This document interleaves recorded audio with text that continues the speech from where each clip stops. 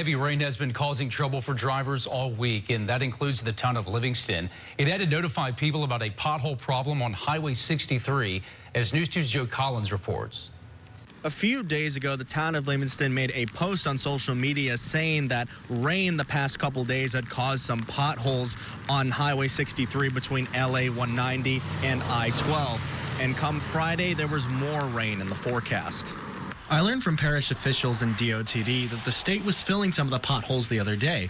This is done because Highway 63 is a state road. They'll come in and patch the potholes, but with the rain and so many cars, I believe we have around 11,000 cars a day here on 63 now, and it beats it out. DOTD says they poured in hot mix asphalt, which they say creates a durable, long-lasting patch. However, Friday brought more rain, which tends to cause the asphalt surface to break down, which can lead to more potholes. We know it needs to be re-overlaid, but that comes with funding, and at this time, I don't think it's on the top priority list of DOTD. Taylor says he did speak with their area's DOTD rep Thursday. He hopes those conversations about being on the list of proposed roads to be overlaid will be had shortly. I decided to take a drive along Highway 63 to see what it was like.